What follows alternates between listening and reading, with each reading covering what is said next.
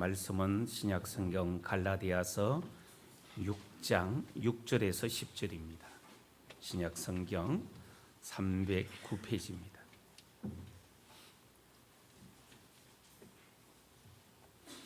갈라디아서 6장 6절에서 10절 말씀입니다.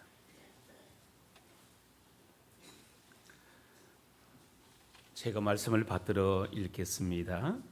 가르침을 받는 자는 말씀을 가르치는 자와 모든 좋은 것을 함께하라. 스스로 속이지 말라.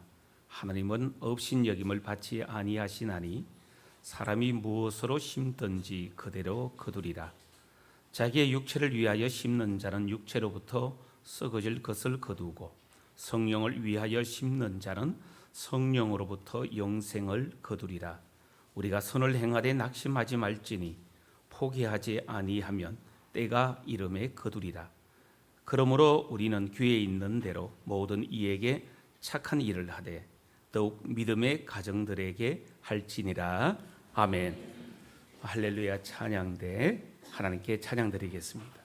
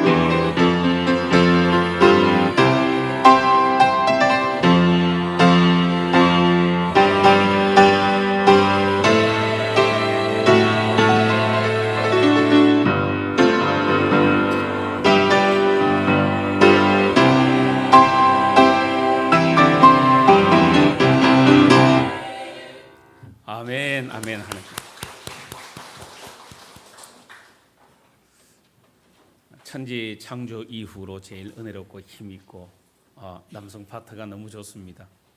이러면 웃어야 되고 이기서 좋아해야 되는데 전혀 그런 감흥이 없는 것 같아요. 평소 그 정도 실력이니까. 여러분 찬양할 때 찬양대가 찬양하고 우리는 그냥 듣고 있다 생각하지 말고 내가 이 자리에 서 있다. 여러분 때가 되어서 우리가 이 땅을 떠나 천국 갈 때 천국 가면 우리도 천국 찬양대로서 하나님을 찬양하지 않겠습니까? 그래서 제가 자주 말씀드리는 것이 설교도 이 땅에 있을 때 필요한 것이고요, 기도도 이 땅에 있을 때 필요한 것이지 우리가 천국에 가면 설교도 기도도 필요 없죠. 하나님의 말씀을 직접 듣고 직접 그분에게 직구하기 때문에. 그러나 그럼에도 불구하고 천국까지 이어지는 한 가지가 있다면 그건 바로 찬양입니다. 그래서 제 평생의 소원이 찬양 한번 잘하는 게 소원입니다. 그 소원은 천국 가야 이루어질 것 같다는 그런 생각이 듭니다. 우리 찬양대 늘 은혜로운 찬양 또 이 자리에 함께 하고 있다는 자체가 너무 감사하고 감격스럽습니다. 서두에 말씀을 드렸습니다만 고향 가는 길에 간만에 차가 좀 밀렸습니다. 포항을 지나서 가는데 강구 지나서 영덕 가는 끝까지 차가 막히는데 세상에 이렇게 차가 막히는데도 불구하고 이렇게 고향을 찾는가. 돌아올 때는 예상을 했습니다. 영덕 지나자마자 차가 막히기 시작해서 포항 입구 청하 사거리까지 차가 막히는데 도대체 몇 시간이야? 정상적으로 가면 한 50분이면 통과할 수 있는 거리를 2시간 반, 또 나름대로 피해 간다고 해서 포항에서 부산 고속도로를 탔는데 웬걸 이게 외동 휴게소까지 얼마나 막혀버리는지 오히려 피한다는 길이 더 막혔습니다. 그래서 마음에 생각을 냈습니다. 세상에 그 지름길은 없다. 정통적으로 가장 좋은 길, 평소 다니던 그 길로 가자. 신앙에도 여러분 왕도는 없습니다. 그저 평소대로 기도하고 말씀 보고 예배하고 그렇게 믿음 생활이 열렬히 쌓이면 그 힘이라고 하는 것이 커집니다. 어느 날 갑자기 성령의 능력을 받았다 그래서 우리의 믿음이 급성장하고 그러지는 않습니다. 우리가 역사를 자랑하는 이유 가운데 하나가 그것이 있습니다. 128년 동안 믿음의 선배들이 기도로 닦아놓은 터전 위에 서 있기 때문에 어떤 환란이 와도 결코 흔들리지 않습니다. 조금은 흔들리지만 절대로 넘어지지 않습니다. 우리는 그 믿음을 가지고 있고 그 힘을 우리는 가지고 있기 때문에요. 그래서 여러분 이후에 믿음 생활하면서 어떤 상황이라도 절대로 지름길을 찾지 마시고 그 길로 가시면 됩니다. 그래야 하늘나라에 이룰 수가 있고요. 조금 빨리 가려고 샛길로 빠졌다가는 영 엉뚱한 길로 빠져버릴 수가 있고 그 길이 밀릴 수가 있더라고요. 생각을 해봤습니다. 모두가 나하고 똑같은 생각을 했겠구나. 요리 가면은 빨리 갈 거라고 표현했는데 모두가 그리 몰려버리니까 정작 정통적으로 가는 그 길에는 헐빈하게 차가 다니는 걸 봤습니다. 가을입니다. 학교 다닐 때를 한번 추억을 해봤습니다. 이때쯤 되면은 사생대회가 있습니다. 주제는 한결같이 가을입니다. 저는 생각의 폭이 좀 넓지를 못했습니다. 내가 보고 들은 거 그게 전부였습니다. 그래서 대개 저는 시를 쓴다, 가을에 대해서 시를 쓴다고 하면은 한자로 천고마비라고 하는 말을 항상 인용을 해서 썼습니다. 하늘은 높고 말은 살찐다 하는 그 말, 천고마비. 여러분 가을이 되면은 유달리 하늘이 맑고 높아 보입니다. 혹시 그제 저녁에 달을 보셨습니까? 아마 흐려서 못 봤을 겁니다. 그런데 그 앞날에 저는 달을 봤습니다. 어머니 집에서 거실에 앉아서 창밖을 보는데 동해안 바닷가에서 달이 떠올라 오는데 왜 그렇게 맑고 좋은지요. 그래서 제가 농삼아 있습니다. 여보 나 오늘 달에서 토끼들이 방아치 있는 거 봤다고. 썰렁하답니다. 그런 농담을 지금도 합니까? 썰렁하답니다. 딸아이하고 막 웃습니다.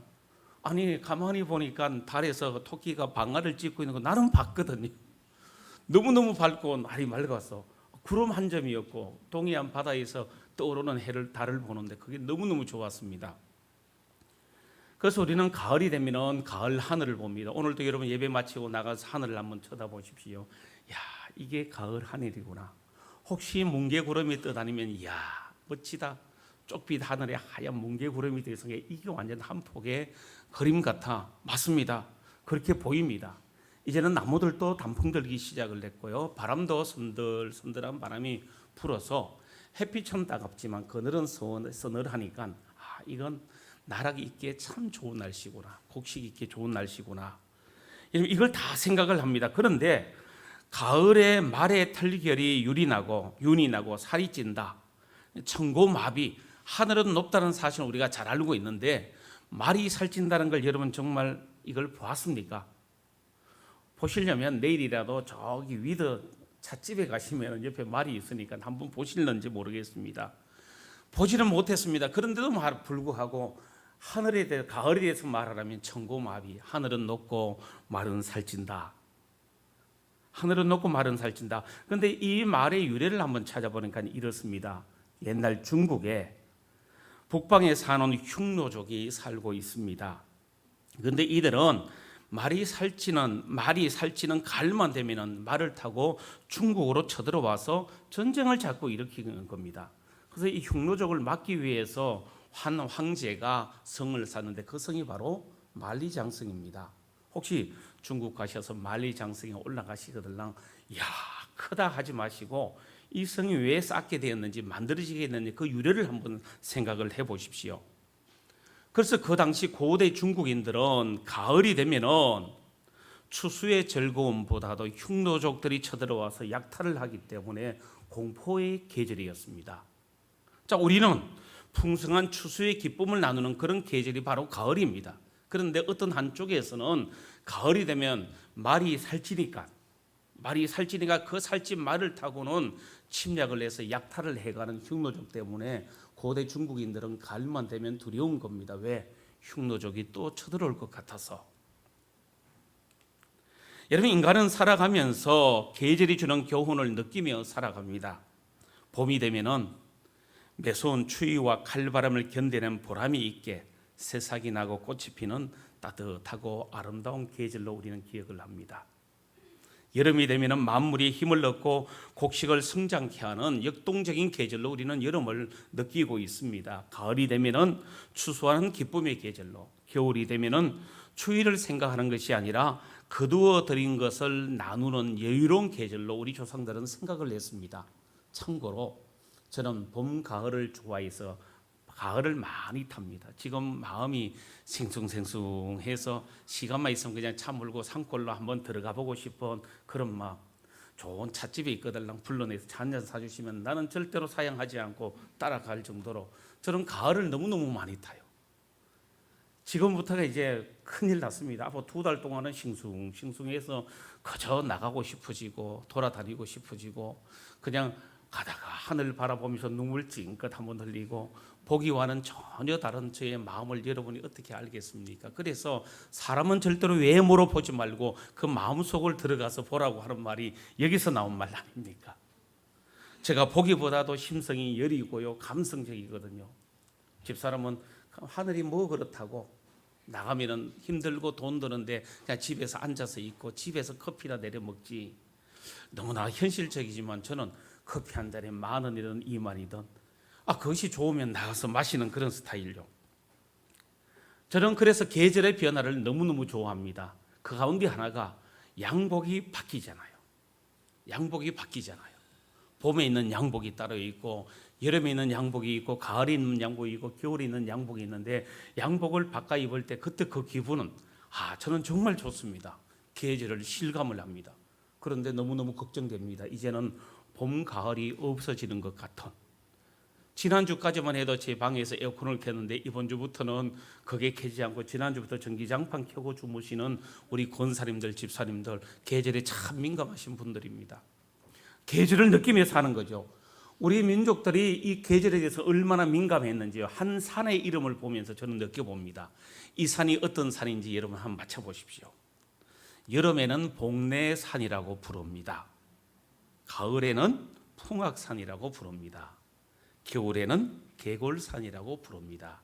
봄에는 땡땡땡 산이라고 부릅니다. 어느 산일까요? 금강산을 두고 하는 말이죠. 봄, 여름, 가을, 겨울 산을 바라보면서 느끼는 감색이 다 달랐습니다. 복례산 푸르고 힘이 있는 풍악산, 뭔가 가을에 단풍이 들고 울긋불긋한 개골산, 그리고 봄에는 금강산. 그래서 금강산, 복례산, 풍악산, 개골산, 금강산의 네 가지 이름 아닙니까? 우리 선조들은 이렇게 가을의 느낌을, 계절의 느낌을 이렇게 누리면서 살아왔습니다. 그런데 봄, 가을이 없어지면 참 큰일이다. 우리 아름다운 감성이 사라지면 어떻게 할까? 그러나 그럼에도 불구하고 지금 우리는 가을의 깊은 곳에 들어와 있습니다.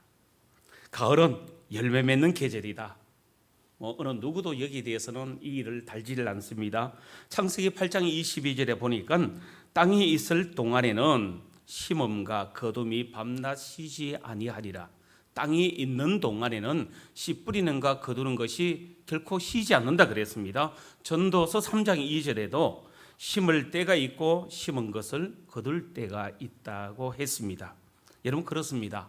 가을엔 열매 맺는 계절입니다. 과일도 벼도 열매를 맺습니다. 그런데 열매를 맺지 못한다면 존재의 목적을 상실한 것이 되고 맙니다. 세상 모든 것, 하나님이 지으신 모든 피조물들은 다 열매 맺게 되어 있습니다. 생명이 있다면 열매 맺게 되어 있습니다. 그런데 이 모든 피조물들 가운데 가장 열매를 맺고자 하는 열성이 큰 존재가 바로 인간이라고 하는 존재입니다. 그래서 인간은 열매 맺는 것에 아주 열심을 내고 있습니다. 그래서 음악가는 음악가로서의 열매를 맺고 싶어 합니다. 그래서 여기에다 자기의 모든 걸 다 투자를 합니다. 사업가는 사업으로서 열매를 맺기를 원합니다. 정치가는 정치가로서 자기 위치를 지키고자 합니다. 학생은 학생으로서, 운동선수는 운동선수로서 자신의 열매, 자기의 자리에, 최고의 자리에 올라가고 싶어 합니다. 이 인간의 마음을 심리학자 메슬로우라고 하는 사람은 아주 기가 막히게 표현을 했습니다. 인간 욕구 5단계라고 해서 이렇게 표현을 했습니다. 사람이 태어나면 가장 기초적인 욕구가 바로 생리적인 욕구입니다. 먹고 싶고 마시고 싶고 자고 싶은 욕구, 쉬고 싶은 욕구, 이게 인간의 기본적인 생리적인 욕구입니다. 그 다음에 생리적인 욕구가 충족되고 나면 뭔가 삶의 안정을 누리기를 원하는 안정적인 욕구가 있습니다. 그리고 그 좀 더 안정이 되면 뭔가 밖으로 나가고 싶어 합니다. 사회에서 뭔가 일을 하고 싶어 하는 사회적인 욕구가 있습니다. 그 다음에는 존경, 뭔가 좀 남들로부터 인정받고 존경받는 욕구가 있습니다. 그런데 그 욕구의 가장 위에 쪽에 있는 욕구가 뭔가 하니 바로 자아 실현의 욕구입니다. 이걸 좋은 말로 하면 자아 완성이라고 얘기를 합니다.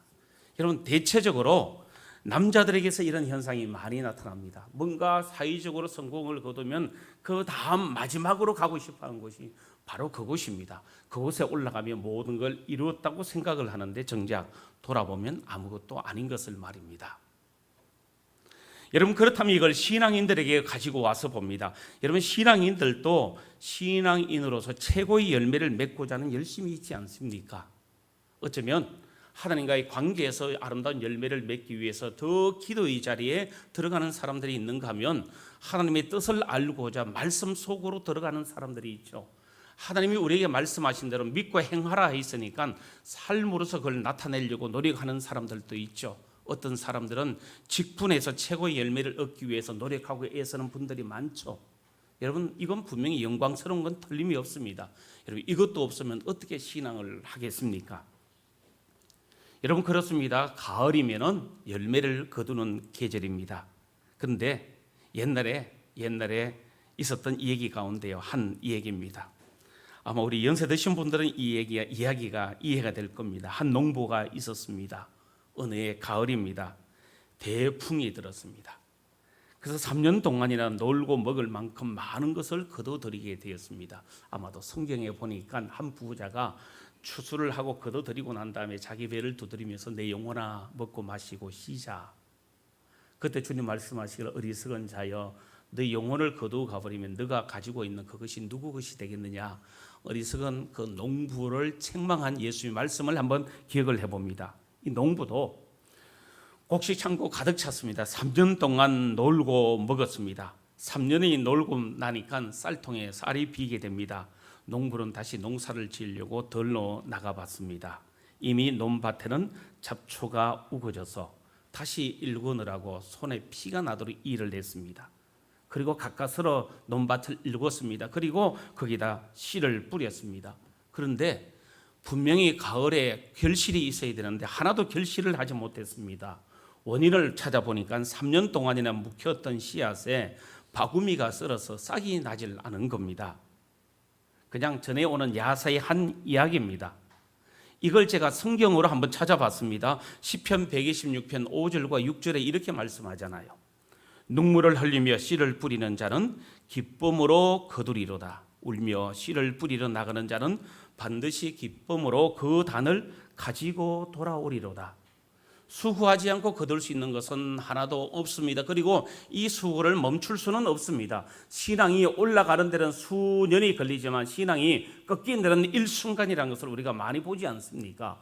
평생을 교회 생활하다가 마지막 순간에 그 신앙을 놓아버리는 사람들 저는 너무너무 많이 봤습니다. 저분이 평소 저런 것이 아닌데 수십 년 동안 교회 생활하는데 신앙을 버리기에는 한순간에 버리는 것을요. 여러분, 그래서 우리는 이 신앙의 열매를 위해서는 쉬지 말고 꾸준히 가야 되는 겁니다. 가다가 멈추면은 아니 가면 못하다는 말씀이 옛날 이야기가 있지 않습니까? 이걸 요즘 젊은 사람들은 이렇게 바꿉니다. 가다가 아니 가면 간 것만큼 이익이랍니다. 이런 시대입니다. 못 올라갈 나무는 쳐다보지 말라고 했는데 못 올라갈 나무는 사다리 놓고 올라가면 된답니다.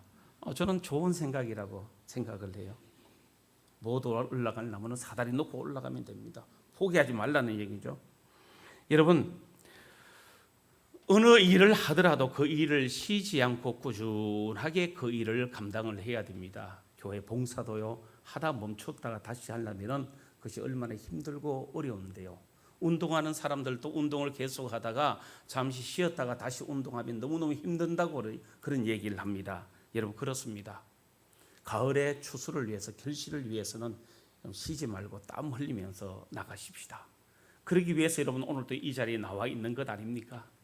그러기 위해서 오늘도 새벽부터 이 자리에 나와서 기도하는 자리에 서게 되고, 그래서 아침부터 일찍 아이들 손을 잡고 교회 학교 교사로 이것저것 봉사의 자리에 서지 않습니까? 어떤 분들은 차량 운전으로 와서 아침부터 차량 운전을 하지 않습니까? 어떤 분들은 새벽 기도 마치고 청소하고 가시는 분들도 계시고요. 맞습니다. 그것이 계속 쌓이다 보면 나중에 하나님이 원하시는 자리에까지, 열매 맺는 자리에까지 이르게 될 것입니다. 그렇다면은 지금 우리는 추수기를 맞이했습니다. 영적으로 지금이 추수기라고 한다면 여러분에게는 얼마나 많은 열매가 있습니까? 만약에 열매가 없다면 그 이유가 무엇이라고 생각을 하십니까? 혹시 눈물을 흘리는 수고와 희생이 없었기 때문은 아닙니까? 수고하지 않았음을 깨닫는다면 인생의 가을 맞이를 위해서 지금부터 다시 열심과 수고하는 믿음의 삶을 시작할 수 있기를 주의 이름으로 축원합니다. 그리고 가을은 심판의 계절입니다. 아동문학가 윤석중 선생이 쓴 동시에 보면 넉점반이라고 하는 작품이 있습니다. 동시입니다. 시계가 귀하던 시절에 시간과 동심에 얽힌 이야기를 시로 엮은 아주 아름다운 글입니다. 시가 너무 좋아서 제가 몇 번이나 읽었습니다. 그 시 말 그대로입니다. 아가가 엄마가 어린 아이에게 하는 말입니다. 가게집에 가서 할아버지 엄마가 시방 몇이냐고요. 넉점 반이다. 아이가 대뇌입니다. 넉점 반. 아기는 오다가 물 먹는 닭 한참 서서 구경하고 넉점 반. 아기는 오다가 개미 거동 한참 앉아 구경하고 넉점 반. 아기는 오다가 잠자리 따라 한참 돌아다니고 나서 넉점 반. 아기는 붕꽃 따물고 나니나 해가 꼴딱 져 들어왔다. 엄마 시방 넉점 반이래. 의미를 아시겠습니까? 웃는 분들은 의미를 아는 것 같아요. 시간의 개념을 알지 못한 꼬마의 천진난만함을 그대로 만들어 놓은 시입니다. 그러나 여러분, 시간이 부지런히 지나가고 있음을 알지 못한 채 자신의 시계는 저녁이 와도 넉점 반 차가고 사는 사람들이 얼마나 많은지 모릅니다.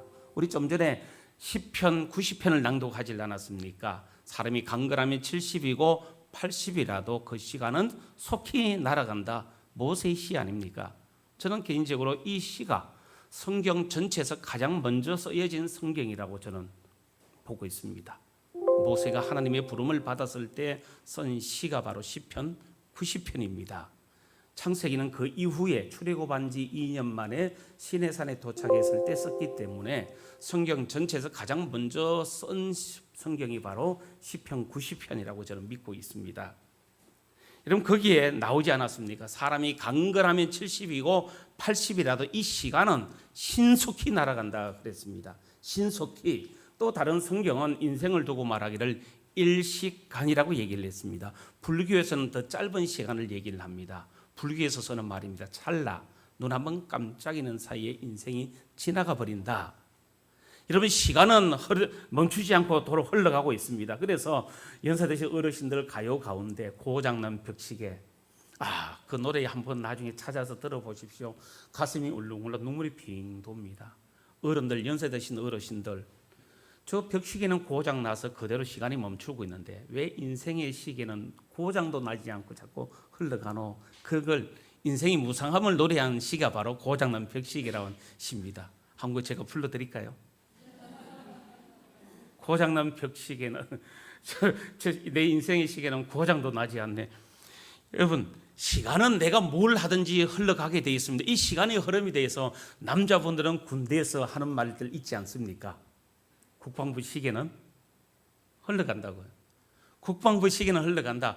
군대에서 뺑뺑이 돌고 힘들고 어려워도 비속어는 쓸 수가 없으니까요. 그래도 국방부 시계는 돌아간다. 조금만 참자. 조금만 참자. 이걸 솔로몬은 말하기를 이 또한 지나가리라 그랬습니다. 그런데 이건 좋은 의미로 참고 견디라고 하는 거지만, 그러나 여러분, 인생을 보십시오. 인생의 시간은 절대로 멈추지 않습니다. 넉점 반 그 시간에 멈추질 않습니다. 나는 멈춰 있어도 시간은 계속 흘러서 간다는 말입니다. 스스로 속이지 말라. 하나님은 만물의 여김을 받지 아니하시나니 사람이 무엇으로 심든지 그대로 거둔다 그랬습니다. 시간을 멈추고 싶어도, 계절을 멈추고 싶어도 이건 절대로 멈추지 않는다는 말이죠. 잎이 무성한 여름엔 열매가 얼마나 될지 알지 못하다가 가을이 되면은 알곡과 가라지가 드러나게 돼 있습니다. 성경을 보니까 알곡은 주인의 곳간에 들어가고 쭉정이와 가라지는 불 속에 들어가는 심판의 때가 온다고 분명히 우리에게 말씀을 하고 있습니다. 오늘 성경도 그러잖아요. 자기 육체를 위하여 심는 자는 육체로부터 썩어진 것을 거두고 성령을 위하여 심는 자는 성령으로부터 영생을 거두리라. 성령으로부터 영생을 거두리라. 성령으로부터 영생을 거두리라. 항상 여러분들은 세 번을 좋아하십니다. 그래서 성부, 성자, 성령의 이름으로 축복합니다. 여러분, 하나님께서 창조하신 모든 피조물은 심은 대로 거두게 되어 있습니다. 여러분, 인생에서도 모든 것은 씨 뿌린 대로 거두게 되어 있습니다. 흔히 하잖아요. 장례식이나 결혼식에 가서 보면은 문상객이나 하객이 많으면 좋잖아요. 많은 방법엔 두 가지가 있는 것 같아요. 하나는 형제가 많거나 집안이 많으면 많이 오는 수가 있습니다. 근데 요즘은 그렇지 못하니까 또 다른 하나는 내가 간 만큼 오게 되어 있습니다. 이걸 흔히 품앗이라 그러죠. 내가 남의 집에 문상집에 부지런히 다니면은 내 가정에 문상할 일이 있을 때는 오게 돼 있습니다. 내가 남의 축하받을 자리에 자주 다니면은 내 집에도 그렇게 오게 돼 있습니다. 우리 시찰란에 어느 장로님께서 모친상을 당해서 한번 문상을 갔는데 무슨 사람이 그렇게 많은지 큰 화환이 100개는 넘게 들어왔습니다. 근데 어느 분이 그랬습니다. 목사님, 저 장로님은요 하도 사회활동을 많이 하고 안 가본 데가, 안 간 데가 없어서 결국은 당신이 뿌려놓은 만큼 거두게 되는 것 아닙니까? 2년 전에 신문에 난 기사 가운데 한 토막입니다. 늦은 밤에 술 취한 운전자가 학교 학원을 마치고 집으로 가던 여학생을 치고는 그냥 도망을 갔습니다. 아무도 보지 않는 때랐어요. 그리고 이 도망친 이 음주 운전자가 집에 도착을 했습니다. 아무도 보지 않았습니다. 차를 집 앞에 대놓고 집 안에 들어가서 오늘 참 운이 좋았어, 큰일 날 뻔했다 하면서 집에 있는 술을 한 잔 더 내서 마시고 있는데 전화벨 소리가 따라댕 하고 울렸습니다. 그 밤에 누가 전화를 했노? 전화를 받았는데 순간적으로 술이 확 깼습니다. 급하게 병원 응급실로 갔는데 피투성이에 대해서 누워있는 딸을 보니까 죽은 것이나 다름이 없었습니다. 의사가 말합니다. 조금만 일찍 데리고 왔더라면 살릴 수 있었는데. 참 안타깝습니다. 그때 이 아버지가 누가 이랬느냐고 고함을 칩니다. 그런데 알고 보니까 독서실에서 공부하다 돌아오는 자기 딸을 아버지가 치고 뺑소니를 친 겁니다. 얼마나 탄식할 일입니까? 내가 친 그 자식이 내 자식이라고 생각하고 병원으로 데려갔어야 되는데 그저 남들이 보지 않았다고 도망을 가서 집으로 들어갔는데 돌아보니까 내 자식을 내가 치고 온 겁니다. 여러분, 이 세상은 심고 거두는 법칙이 지배하고 있습니다. 무엇이든지 심는 대로 거두게 되어 있습니다. 내가 남을 위해서 선한 행위로 심으면 선한 것으로 거두게 되어 있습니다. 이건 분명합니다. 그래서 우리나라 속담이 있지 않습니까? 팥 심은 데 팥나고 콩 심은 데 콩 난다고 내가 무엇을 심든지 심는 대로 거둡니다. 찬송을 심으면 즐거움을 거두게 되어 있습니다. 기도를 심으면 능력을 거두게 되어 있습니다. 물질을 심으면 축복을 거두게 되어 있습니다. 새벽 기도를 심으면 건강을 거두게 되어 있습니다. 종류대로 그리고 심는 대로 거두는 것이 자연의 법칙이고 하나님의 창조의 원리입니다. 그런데 요즘 보니까요, 심지 않고 거두려는 사람들이 참 많이 있습니다. 인생의 수학의 법칙을 마술처럼 생각하는 분들이 많습니다. 악을 심고 선을 기대할 수가 있습니까? 그래서 우리 조상들은 그랬잖아요. 남의 눈에 눈물을 흘리게 하면 내 눈에는 피눈물을 흘린다고. 여러분, 심는 대로 거두게 되어 있습니다. 남을 힘들게 하면 나는 그보다 더 큰 것을 거두게 되어 있습니다. 그래서 흔히 말하는 권선징악이라고 하는 게 있지 않습니까? 또 어른들 그러시대요. 선한 끝에 망하는 법은 없다고요. 남들이 나를 욕을 하더라도 선을 베풀라 그러면 결코 망하지 않는다. 그래서 좋은 말이 있잖아요. 한 사람이 어려우면 십시일반이라고, 10사람이 한 숟갈씩 모으면 한 사람이 살아간다고. 여러분, 심은 대로 거두게 되어 있습니다. 그런데 악을 심고 선을 기대할 수가 있습니까? 미움을 심고 사랑을 기대할 수가 있습니까? 내가 남을 비판하면서 칭찬을 기대할 수가 있습니까? 이 사람에게 심고 저 사람에게서 거둘 수가 있습니까? 성경을 가만히 보십시다. 아브라함은 하나밖에 없는 아들 이삭을 하나님 앞에 심었더니 아들 예수를 아브라함이 후손으로 하나님이 보내주지 않았습니까? 한 어린아이가 자기에게 심지 않고 예수님께 자기의 도시락을 맡겼더니 자기도 먹고 5,000명도 먹고 12바구니가 남는 역사가 일어나지 않았습니까? 여러분, 심으십시다. 심때 좋은 것을요, 그리고 많은 것을요. 가을은 그동안의 삶을 보여주는 심판의 계절이기 때문에 그렇습니다. 마지막으로 가을은 감사의 계절입니다. 봄에 파종하고 여름에 성장하고 가을에 수확하는 것을 우리가 하는 것처럼 보입니다. 그러나 사람이 싹을 나게 못합니다. 햇빛을 조절하지 못합니다. 물은 만들 수 없습니다. 우리 장로님 가운데 한 분이 집에 담벼락 사이에다가 원래 양파를 심으셨습니다. 담벼락에 조그만 짜투리 땅이 있어서 양파를 심었는데 당신은 심을 때 큰 기대를 하신 것 같습니다. 그런데 농사에 대해 좀 아는 분들은 아이고 저 햇빛도 안 드는데, 근데 마지막에 장로님이 양파를 거둬서 하시는 말씀, 목사님 잘하질 않습니다. 그렇죠. 보니까 이 햇빛 드는 거 안 드는 거 곡식의 차이가, 햇빛 반나절 드는 거하고 온종일 드는 거 차이가 얼마나 큰지요. 저도 대농 아닙니까? 우리 태양광 밑에다 심어놨는데 이놈들은 도대체 열매를 맺을 생각을 하질 않습니다. 왜? 햇빛이 들지 않으니까요. 이놈들 잘 크면 제가 트랙터도 사고 좀 뭔가 농사를 넓히려고 하는데 태양광 밑에 있는 놈들이 도대체 열매를 맺지 않으니까 할 수가 없습니다. 그래도 새스랑은 새로 사왔습니다. 새로 된 거 좋은 거예요. 한 보니까 100년은 쓰겠던데요. 그래서 이제는 태양광 밑에는 못 심고 옆에 쪽에 짜투리 방에다가 거기다가 배추도 심었고요. 배추도 장로님이 100포기 심으라고 줬는데 어디다 100포기를 심습니까?